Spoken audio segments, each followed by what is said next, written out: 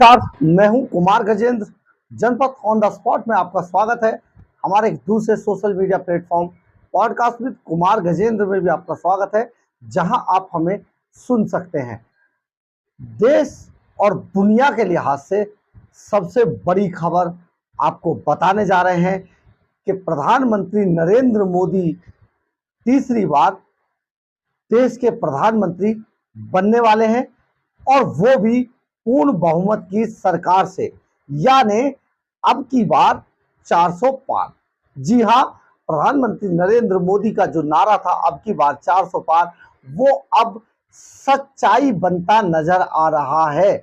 जिस तरीके के एग्जिट पोल आ रहे हैं, ये एग्जिट पोल बता रहे हैं कि प्रधानमंत्री नरेंद्र मोदी की सरकार पूर्ण बहुमत वाली बनने वाली है, और सबसे बड़ी बात है कि उनकी पार्टी 400 पार की तरफ भारी बहुमत से बढ़ रही है बहुत जल्दी ये। और आप समझिए कि भारत के अंदर जो अब देश की अर्थव्यवस्था का मास्टर बनने वाला है, वो भारत, जिस भारत को आज से 50 साल 60 साल पहले पूरी दुनिया में लोग जानते भी नहीं थे, वो भारत आज ऐसे मकाम पर पहुंचने वाला है जो दुनिया का सबसे बड़ा मकाम, यानी कि अमेरिका जैसा देश प्रधानमंत्री नरेंद्र मोदी और प्रधानमंत्री नरेंद्र मोदी के भारत के सामने नतमस्तक होने वाला है। हमारे साथ साथ आजाद हुआ पाकिस्तान, जो हमारी पीठ में छुरा घोंप कर आजाद हुआ था, वो अब पूरी तरीके से मिट्टी में मिल चुका है। और वहां पर हालात ये हैं कि किसी भी दिन वो देश तालिबान की तरह, अफगानिस्तान की तरह तालिबान बन जाएगा वहां पर, और पूरी तरीके से वो तबाह हो जाएगा। आप समझिए, ये सब ऐसे ही नहीं हुआ है, चंद दिनों में नहीं हुआ है। हम आपको ये भी याद दिला देना चाहते हैं कि बार बार हमने ये कहा कि प्रधानमंत्री नरेंद्र मोदी को टक्कर देने का दम शायद विपक्ष में बिल्कुल भी नहीं है। थोड़ा बहुत अगर था, राहुल गांधी ने जिस तरीके से पदयात्राएं की, जिस तरीके से वो लोगों के साथ लगातार कनेक्ट अपना बढ़ा रहे थे, वो सब एक सोशल मीडिया शगुफा बनकर रह गया। सोशल मीडिया पे जिस तरीके से उनको बड़ा चढ़ाकर दिखाने की कोशिश की जा रही थी, उनके काम को, उनके मिलने को, वो सब एक तरीके से फ्लॉप शो हो गया। लेकिन वहीं प्रधानमंत्री नरेंद्र मोदी की पूरी पर्सनैलिटी, उनका पूरा चलना, उनका बोलना, उनकी एक एक सब्जेक्ट पर पकड़, और साथ ही देश के अंदर एक तरीके का पूरा विकास ले आना, हर तरफ विकास ही विकास, चाहे वो फ्लाईओवर हो, चाहे वो हाईवे लिंक हो, चाहे वो हाईवे ईस्टर्न पेरिफेरल हो, वेस्टर्न पेरिफेरल हो, चाहे मुंबई के अंदर बड़े बड़े सी लिंक बनाए गए हो, चाहे कई टनल बनाकर तैयार कर दी गई हो, वंदे भारत ट्रेन हो, हवाई जहाज हो, एयरपोर्ट हो, ये सारी चीजें धरातल पे जिस तरीके से नजर आ रही थी, प्रधानमंत्री नरेंद्र मोदी की जो कनेक्टिविटी, जो आम पब्लिक तक हो, आम जन तक होती जा रही थी, उसका ये असर होता हुआ नजर आ रहा है। ये कोई ऐसे सगुफे नहीं थे जिस तरीके के सगुफे विपक्ष छोड़ रहा था। कहीं ना कहीं इसका बहुत बड़ा नुकसान होता है। आज देश ये 50 साल पहले वाला नहीं है, 50 साल आगे वाला देश है। आज हमारे यहाँ की युवा पीढ़ी इंटरनेट पर मोबाइल खोलकर हर चीज पढ़ लेती है। हर चीज उसको अपने से 30 साल पुराने, 20 साल पुराने लोगों से कहीं ज्यादा एडवांस समझ है। यही गलती विपक्ष करके चला गया, क्योंकि जो यूथ है उसकी पहली पसंद प्रधानमंत्री नरेंद्र मोदी, भारतीय जनता पार्टी लगातार बने हुए हैं। दूसरी बात, एक और बात आपको हम बताते हैं कि हमने आपको लगातार ये बताया था कि प्रधानमंत्री नरेंद्र मोदी हिंदुस्तान के अंदर चुनाव उस दिन जीत गए थे जिस दिन उन्होंने राम मंदिर का उद्घाटन किया। राम मंदिर का जब रामलला की स्थापना हुई, ये प्राण प्रतिष्ठा हुई, प्रधानमंत्री नरेंद्र मोदी चुनाव उसी दिन देश के अंदर जीत गए थे, और एक लहर थी। हम आपको यहाँ पर ये भी बताते चलते हैं, हमारा जो विशेष तौर पर जो आकलन था, मोटी मोटी बात आपको बताते हैं कि प्रधानमंत्री देश के अंदर 70% हिंदू, 30% के अंदर मुस्लिम और दूसरी आबादियां हैं। लेकिन यहाँ पर केवल और केवल जब राम मंदिर का एक तरीके से प्राण प्रतिष्ठा हुई और पूरा हुआ, वहां पर पूरा हिंदू जो वोट था वो सब एक जगह इकट्ठा हो गया था।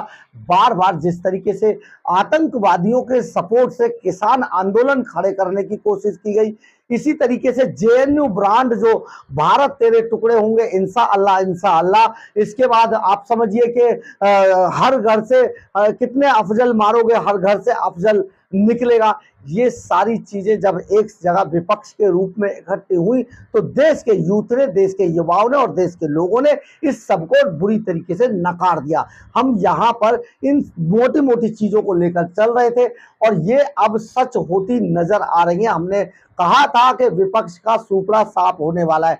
सबसे बड़ा जो विपक्ष के जो ताबूत के अंदर अंतिम कील जो ठोकी, वो जिस तरीके से राहुल गांधी ने दिल्ली के मुख्यमंत्री अरविंद केजरीवाल जो गलती से मुख्यमंत्री बने, उनको जब गले लगाया तो बाकी सारी संभावनाएं नष्ट भ्रष्ट हो चुकी थी, क्योंकि अरविंद केजरीवाल के चेहरे पर अब एक चोर का लेबल लग चुका है। वो एक चोर कंपनी है, लुटेरे हैं, डकैत है, देश के खजाने, दिल्ली के खजाने को उन्होंने लूटा है, शराब घोटाले के नाम पर करोड़ों रुपए बनाकर इधर उधर खर्च कर दिए, चुनावों में खर्च कर दिए, अब बाहर विदेशों के अंदर फॉरेन के अंदर उन्होंने इन्वेस्ट किया पैसे को।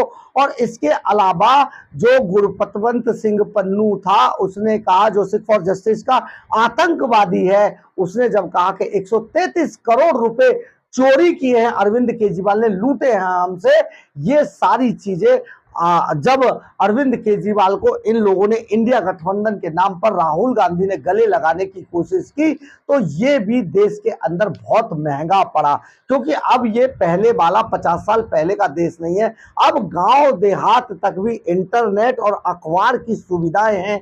लोग वहां पर शहरी लोगों से ज्यादा वहां पर अखबार पढ़ते हैं, इंटरनेट पर खबरें पढ़ते हैं, चीजों को समझने की कोशिश करते हैं। तो चोरों के साथ जब 2G 3G कोल घोटाले जैसे घोटालेबाज कांग्रेस ने, जब एक शराब घोटाले, दूसरा जल बोर्ड घोटाला, तीसरा आप समझिए शीश महल घोटाला, यहाँ पर वॉलंटियर्स की भर्ती, नर्सों की भर्ती, इन सबको निकाल देना, गलत तरीके से भर्तियां करना, अपने वॉलंटियर्स को रखना, ऐसे चोर को जब गले लगाया तो ये जब दो चोर गले लगे तो ये गया कि देखिए चोर चोर मौसेरे भाई, और जनता ने इनको, देश की जनता ने इनको नकार दिया। एक तरफ उत्तर प्रदेश में गए, वहां टोटी चोर को मिला लिया। जो आप, ये वो चोर थे जिन्होंने जब भी इनकी स्टेट में सरकारें बनी तो इन्होंने इनकी जाति के जितने लोग थे, हर पद के ऊपर जहां पर लीडर कमांड करनी थी, जहां पैसा उगाना था, वहां पर इन्होंने अपने ही लोगों को रख दिया था। देश की जनता इनसे बहुत परेशान थी और अब उन्होंने मोहर लगा दी है कि इंडिया गठबंधन पिट चुका है। अरविंद केजरीवाल जो चोटे हैं, जो चोर हैं, लुटेरे हैं, अपने घर में अपनी महिला सांसद को पिटवाते हैं, फिर बौखला जाते हैं, वो अब तिहाड़ जेल आज सरेंडर कर चुके हैं। ये सारी चीजें इंडिया गठबंधन के नाम पर, ये सब उल्टी पड़ी विपक्ष को। अगर कांग्रेस अपने दम पर चुनाव लड़ती तो शायद नतीजे कुछ बदल सकते थे। और ये बात हमने आपको बार बार, हर बार अपने हर वीडियो में, जब भी हमने इस पर वीडियो बनाया तभी आपको बताया था। तो एग्जिट पोल के जो नतीजे 2024 के बता रहे हैं, उसके अनुसार एनडीए को, जो प्रधानमंत्री नरेंद्र मोदी, भारतीय जनता पार्टी का जो गठबंधन है एनडीए, उसको 361 से 401 सीट तक मिलने का अनुमान है। बहुत बड़ा आंकड़ा है जो भारतीय जनता पार्टी छूने जा रही है। इसके अलावा जो इंडिया गठबंधन है उसको 131 से 166 सीट तक ही मिलने की उम्मीद है। इसके अलावा हम आपको ये भी बता देते हैं, इस एग्जिट पोल के अंदर जो बीजेपी है वो अपने अकेले दम पे 322 से 340 सीट लेकर बहुत बड़ी बढ़त बनाने जा रही है। और जो उनके सहयोगी दल है उनमें 39 से 61 सीटें लेकर आने का दम है। इसके अलावा जो कांग्रेस गठबंधन है, यानी कि जो कांग्रेस है, वो 60 से 76 सीटों पर सिमटता हुआ नजर आ रही है कांग्रेस। और उनके जो सहयोगी दल हैं वो 71 से 90 सीट ले रहे हैं। इसमें आप एक चीज जरा गौर से देखिए कि जो बीजेपी है उसके जो सहयोगी दल हैं वो घट रहे हैं, उनकी कम सीटें आ रही है और बीजेपी की ज्यादा आ रही है। लेकिन कांग्रेस वाले में आप देखेंगे तो कांग्रेस में जो सहयोगी दल है वो बढ़ रहे हैं, उनकी 31 से 90 सीटें आ रही हैं और जो कांग्रेस है उसकी 60 से 76 सीटों पर कांग्रेस सिमटती हुई नजर आ रही है। ये बहुत बड़ा आंकड़ा है।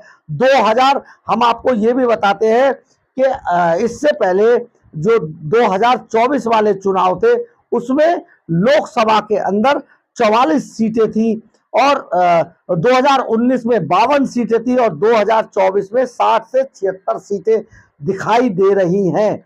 यहां पर यह भी आपको बता देते हैं कि ये कांग्रेस का प्रदर्शन है और 2014 में 44 से 2019 में 52 सीटें और 2024 का चुनाव है इसमें कांग्रेस की 60 से 76 सीटें आती दिखाई दे रही हैं।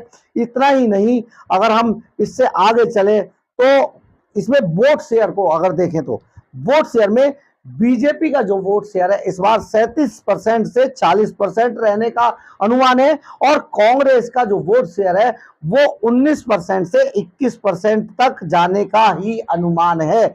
अगर हम ये सारी चीजें आगे देखें तो इसमें पता चलता है कि किसे, अब इसमें बड़ी बात यह है कि प्रधानमंत्री आखिर किसको बनना चाहिए। जब हम इस पर जाते हैं कि किसको प्रधानमंत्री बनना चाहिए तो 48% लोग देश के चाहते हैं प्रधानमंत्री नरेंद्र मोदी को प्रधानमंत्री बनना चाहिए और एनडीए से कोई भी नहीं है, यानी कि 6% पे चिमट के जो उनके सहयोगी दल थे। यानी कि प्रधानमंत्री नरेंद्र मोदी की पॉपुलरिटी बहुत ज्यादा है इस टाइम पर देश में। मायावती को 1% और अन्य को 5% लोग। अब इसमें आइए राहुल गांधी, माननीय राहुल गांधी, उन्हें जो देखना चाहते हैं वो मात्र 25% लोग हैं जो राहुल गांधी को प्रधानमंत्री के रूप में देखना चाहते हैं। इसके अलावा ममता बनर्जी को 3%, अरविंद केजरीवाल को 2%, बताइए अरविंद केजरीवाल 2% पे आ गए और अखिलेश यादव को 1%। अखिलेश यादव की पॉपुलैरिटी अरविंद केजरीवाल से भी नीचे चली गई। प्रियंका गांधी को 1% और इंडिया गठबंधन से कोई भी नहीं है, इसमें 8% लोग मोहर लगाते हैं, इनमें कोई नहीं चाहिए। हम इसमें आपको यहां पर यह भी बताते हैं कि एग्जिट पोल 2024 में मुसलमानों का वोट किसे गया मुसलमानों का वोट, ये भी आपको बताते हैं। बीजेपी को 6% मुसलमानों ने वोट डाला है, कांग्रेस को 76% मुसलमानों ने वोट डाला है और अन्य को 18% मुसलमानों ने वोट डाला है। ओबीसी का वोट किसको कितना गया? ओबीसी में बीजेपी को 58% वोट बीजेपी को पड़ा है ओबीसी का, कांग्रेस को 30% वोट पड़ा है और अन्य को 12% वोट पड़ा है ओबीसी का। एसटी, ये जो शेड्यूल ट्राइब जो है एसटी को, उसका वोट किसको कितना पड़ा? बीजेपी को 48% पड़ा, कांग्रेस को 40% पड़ा और अन्य को 12% पड़ा। एससी का वोट, जो शेड्यूल्ड कास्ट है, उनका वोट बीजेपी को 40% पड़ा, कांग्रेस को 43% पड़ा और अन्य को 17% वोट पड़ा। इसके अलावा अब आइए सामान्य वर्ग का जो जनरल कैटेगरी के लोग हैं उनमें हम आपको बताते हैं बीजेपी को 64% वोट पड़ा है, यानी कि सबसे ज्यादा सामान्य वर्ग के लोगों ने बीजेपी को वोट दिया 64%। कांग्रेस को लगभग नकार दिया है, 24% वोट पड़ा है और 12% अन्य को पड़ा है। पहली बार वोट करने वाले जो युवा वोटर है उनका भी सुन लीजिए आप, बीजेपी को 44%, यानी कि प्रधानमंत्री नरेंद्र मोदी को यूथ का जो समर्थन है देश के अंदर 44% है। 44% लोगों को यूथ का समर्थन है और कांग्रेस को 42% है, अन्य को 14% है। सबसे ज्यादा यूथ ने प्रधानमंत्री नरेंद्र मोदी को पसंद किया है और वोट किया है। उम्र के अनुसार अगर हम आपको वोट शेयर बताएं तो इसमें अगर देखेंगे तो 18 से 25 वर्ग के लोगों को 18 साल से 25 साल के वर्ग का जो युवा है उसने 43% ने बीजेपी को वोट किया है, 41% ने कांग्रेस को किया है और अन्य को 16% ने किया है। 26 से 35 साल वाला जो आयु वर्ग है उसमें 45% प्रधानमंत्री नरेंद्र मोदी यानी बीजेपी को वोट किया, 40% कांग्रेस को वोट किया है और 15% अन्य को वोट किया है। इसके बाद आ जाइए 36 से 50 साल वाला, जो 36 से 50 वाला आयु वर्ग है, उसमें 48% वोट बीजेपी को दिया है, 38% वोट कांग्रेस को दिया है और 14% अन्य को दिया है। 51 से 60 वर्ष वाला जो वर्ग है, यानी कि आप समझिए बुजुर्ग वाला, जो सीनियर सिटीजन वाला वर्ग है, उसने 47% बीजेपी को दिया है, 39% कांग्रेस को दिया है और 14% अन्य को दिया है। इसके बाद 61%, यानी कि पूरी तरीके से जो सीनियर सिटीजन में आते हैं, 51% बीजेपी को दिया है, 37% कांग्रेस को और 12% अन्य को दिया है। अब हम आपको ये भी बताते हैं कि गृहिणियों के, यानी कि महिलाओं का वोट किसको ज्यादा पड़ा है। उसमें 50% जो महिलाएं हैं देश की, उन्होंने प्रधानमंत्री नरेंद्र मोदी को वोट किया है। इसके बाद 36% ने कांग्रेस को किया है और 14% ने अन्य को किया है। ये जो एग्जिट पोल है, ये सारे बताते हैं कि हर जगह पर प्रधानमंत्री नरेंद्र मोदी और भारतीय जनता पार्टी ने बहुत बड़ी बढ़त बना के रखी है। अब इसमें आ जाइए कि किसे किसे कितना वोट मिला, महिलाओं ने किसको दिया और पुरुष ने कितने। 46% पुरुषों ने बीजेपी को वोट दिया और 48% महिलाओं ने दिया। 40% कांग्रेस को दिया और 38% महिलाओं ने 38% महिलाओं ने कांग्रेस को दिया। 14% ने अन्य को और 14% महिलाओं ने अन्य को दिया। ये महिलाओं का वोट शेयर था। इसके बाद आपको बता दें, बेरोजगारों में जो बेरोजगार युवा थे, बेरोजगार जो लोग थे, उन्होंने किसको दिया। बीजेपी को 45% बेरोजगारों ने जो वोट था वो बीजेपी को किया, 42% कांग्रेस को किया और 13% अन्य को किया। ये सारे जो अनुमान है, ये बहुत बड़ा एक आंकड़ा आपको बताते हैं कि प्रधानमंत्री नरेंद्र मोदी किस तरीके से बहुत भारी बहुमत से एक बार फिर से तीसरी बार हैट्रिक लगाने वाले, तीसरी बार सरकार बनाने वाले। और ये नेहरू जी का, जो पंडित नेहरू थे, जवाहरलाल नेहरू, उनका मुकाबला करने वाले हैं, उनके बराबर जाकर बैठ जाएंगे। पूर्ण बहुमत की सरकार होगी और हमने आपको बता दिया कि 401 के आंकड़े को छू सकती है भारतीय जनता पार्टी। जो विपक्ष है पूरी तरीके से फ्लॉप शो साबित हुआ है। हम आपको यहां पर यह भी बता देते हैं कि जिस तरीके से पूरा सोशल मीडिया पर कैंपेन चलाया जा रहा था इंडिया गठबंधन की तरफ से, हम आपको यह भी बता देते हैं कि इंटरनेट पर भी कई जगह बाजीगरी की गई, सोशल मीडिया पर बाजीगरी की गई, हर तरीके से ये दिखाने की कोशिश की गई। और क्योंकि चाइना और अमेरिका और दूसरे जो भारत के दुश्मन देश हैं, उनका पैसा देश के अंदर प्रधानमंत्री नरेंद्र मोदी की सरकार को रोकने के लिए झोंका जा रहा था। इतना ही नहीं कि बहुत सारे देश के अंदर, भारत के अंदर प्रधानमंत्री की सरकार बनते हुए नहीं देखना चाहते थे। उसमें एक कारण ये भी था कि जो पूरी दुनिया के अंदर चौधराहट रखने वाले जो देश हैं, वो कहीं पर भी भारत को आगे बढ़ते हुए नहीं देखना चाहते थे। बहुत सारी खुफिया एजेंसियां सीक्रेट रूप से भारत के अंदर इस पॉइंट पर काम कर रही थी कि किसी भी तरीके से इस हिंदूवादी नेता को, इतने बड़े कद के नेता को भारत के अंदर रोका जाए और उन्हें किसी भी तरीके से फ्लॉप शो करके सरकार से बाहर कर दिया जाए, ताकि जो भारत है उसका हाल पाकिस्तान जैसा किया जा सके। बहुत बड़ी बात हम आपको कह रहे हैं, यही जो कांड अरविंद केजरीवाल लगातार कर रहे थे, आतंकवादियों से पैसा लेकर जिस तरीके से वो देश के अंदर कार्रवाई कर रहे थे, आज इस सब का खुलासा हो गया है। और लेकिन ये सारी जो ताकतें हैं, जितना भी पैसा, आपको याद होगा कि न्यूज क्लिक का मामला आया था, किस तरीके से देश में खबरों को डाइवर्ट करने के लिए पैसा झोंका जा रहा था। इसी तरीके से देश के अंदर चुनावों को प्रभावित करने के लिए सोशल मीडिया पर इतना पैसा फेंका गया, इतना पैसा झोंक दिया गया कि विपक्ष को, इंडी गठबंधन जिसकी बहुत औकात इतनी सी थी, उसे ऐसा दिखाया जा रहा था जैसे अब पूरी दुनिया में देश, भारत के अंदर उड़ाकर रख दिया जाएगा प्रधानमंत्री नरेंद्र मोदी की सरकार को। क्योंकि इसका एक और कारण है, हम आपको ये भी बता देते कि प्रधानमंत्री नरेंद्र मोदी के कार्यकाल में कई काम ऐसे भी हुए हैं जिसके अंदर देश के अंदर रेवेन्यू की भरमार है और आज देश बहुत जल्दी ही देश की नंबर 1 इकोनॉमी बनने की तरफ अग्रसर है। उसमें सबसे बड़ा नाम भगवान राम का भव्य मंदिर बनाना है, क्योंकि भव्य मंदिर जो भगवान राम का भव्य मंदिर है, करोड़ों की तादाद में अब तक लोग, बल्कि हम आपको सही बता रहे हैं कि ये सारे आंकड़े टूट चुके हैं।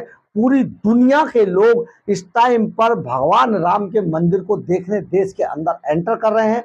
इसके अलावा महाकाल में आप चला जाइए, उज्जैन में आप चले जाइए, इसके बाद स्टैच्यू ऑफ लिबर्टी जो बना के खड़ा कर दिया गया, इसी तरीके से कई सी लिंक बनाए गए, इन सबको जोड़ने के लिए जो एयरपोर्ट बनाए गए, और बहुत सारा ऐसा काम किया गया है कि जो पूरी दुनिया के लिए भारत देश एक तरीके से पर्यटन स्थल बहुत बड़ा बनकर उभरा है। क्योंकि आस्थावान भारत के अंदर बहुत सारे ऐसे स्पॉट्स हैं जहां पर भगवान खुद अवतरित हुए थे पूरी दुनिया के अंदर, और पूरी दुनिया की जो जनसंख्या थी, पूरी दुनिया के आज भी बहुत सारे लोग, हमारे बहुत सारे जो धार्मिक जो हमारे संगठन है उनसे जुड़कर देश के अंदर बहुत सारा काम करते हैं। वो देश के अंदर इतना रेवेन्यू, इतने आप समझिए सैलानी जो पर्यटक आ रहे हैं, उससे पूरे देश की तस्वीर बदलने वाली है।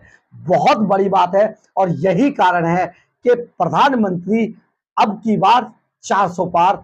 बहुत जल्दी आपको ये पता चलेगा, हम आपको लगातार बताते रहे थे और विश्वसनीयता अपनी बरकरार रखे हुए थे, क्योंकि हम कहीं पर भी भटके नहीं, हमने कभी किसी की चुनौती को स्वीकार नहीं किया, और हम अपने रास्ते पर अडिग रहे और आपको वही खबर बताते रहे जो सत्य था। अगर आपको हमारी खबर अच्छी लगे तो आप इसे लाइक, सब्सक्राइब और शेयर जरूर करें। कमेंट्स बॉक्स में अपनी राय जरूर लिखें, इससे हमें बहुत बहुत बहुत ऊर्जा मिलती है।